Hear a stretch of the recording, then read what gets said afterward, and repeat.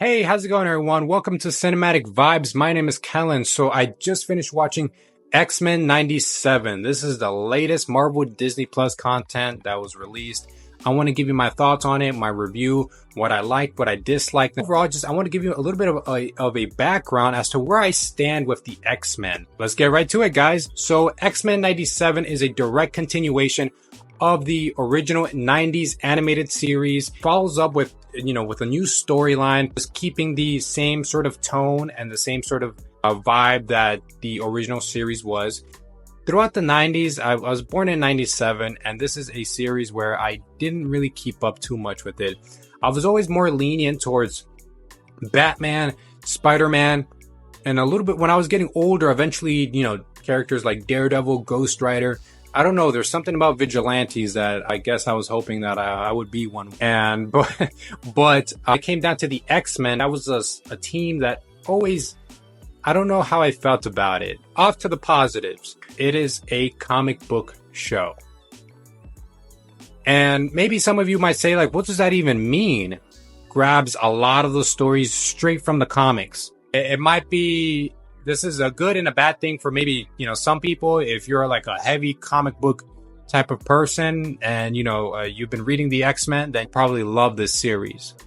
But if you're not really into like booky horror, sci-fi type of vibes, and maybe it's not for you.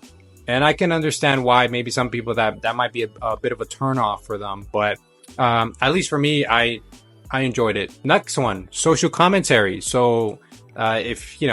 social commentary really plays a big role in terms of like the whole X-Men universe. It is, it's an allegory of, the civil rights movement, prejudice, racism, all that stuff, mutants not being accepted. It's been, we've been seeing that with the X-Men for decades, right? For decades, but it's something that still to this day, it feels different because we don't really get to see it in a live action adaptation all that much. I mean, we've gotten it with the X-Men movies, but for some reason, actually, I don't know. Those movies are always hit and miss. Of course, most importantly, this is an X-Men series. It means that this is a show that it's an ensemble cast of different characters from different backgrounds.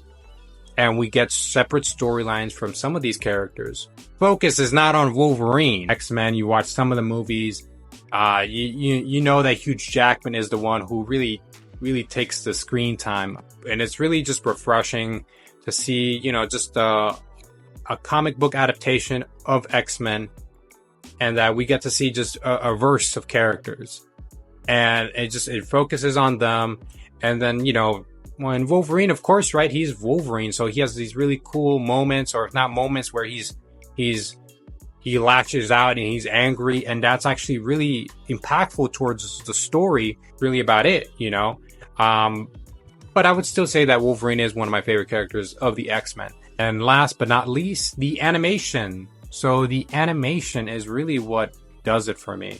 Pays a lot of respect to the original animated series, while at the same time trying to appeal to a newer audience. And how do you do that? Well, you up the game with animation. It's a blend of CGI, but at the same time, at least from what I was reading, this is 2D animation. It's hand drawn, but a mix of CGI, I believe. So those are really sort of like the good things that I could say about this series. And cameos. Yeah, there's a lot of cameos in this series. There's a lot of cameos. And I feel like there were certain times where I felt that the cameos were like, hey, I'm here, Oh, there goes Spider-Man. Oh, there's Doctor Strange. It didn't feel bad, actually. It was earned. It was earned, and it was really well done. And these were just really simple little cameos. We didn't really get cameos a lot in the 90s animated series. So this is something sort of kind of newish to me, On to the negatives. Very dense storylines where it gets into exposition. And then there are times where, like, let's say, for example, we have Charles Xavier, and he's in this other side of the galaxy. Things happening and a lot of background information that's going on.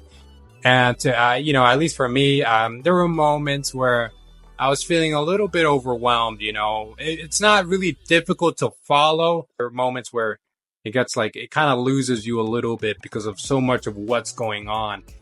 I could say that it's a little bit on the sort of negative side. So it's very comic booky. Before you say anything, that could be a very good thing for a lot of fans, you know, a lot of comic book fans, a lot of X-Men fans. Much more easier to be done in form of animation. A few episodes where it leans into the horror, it leans into sci-fi, this richness of just tones, and you know, there's demonic possession, there's a haunted house, there's you know, there's an intergalactic war, you know, and so I could see that why for other people this would feel a bit different, it feel kind of weird. This is the X-Men continuation of the 90s, so it's not afraid to be comic booky, because this is really just a comic book come to life, you know, but in animation. If you don't really have a problem with that, then you'll most likely really, really like this series. Overall, what do I have to say about this show? Well, this is a pretty good series. I really liked it. And there were times where I even kind of side with Magneto a little bit. There was one funny moment. You say that one that really stands out to me the most. It's not really much of a big deal, actually, but spoiler alert if you don't want to get spoiled. But there's this one episode where Jean Grey, you know, she's pregnant and she's about to have her baby.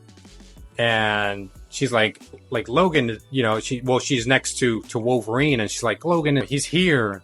And, you know, Wolverine is like, who? They're like, Apocalypse, you know, and like, to me, I don't know why, it's just a little funny to me, you know. But yeah, that's really all I have to say, guys. This is my review on X-Men 97. I would give this a 9 out of 10. Really well done series. I'm really looking forward to the next season. And yeah, just post your comments down below as to what are your thoughts on X-Men 97? What did you love about it? And also, who's your favorite X-Men? So that's about it, guys. Take care as always, and I'll see you in the next video.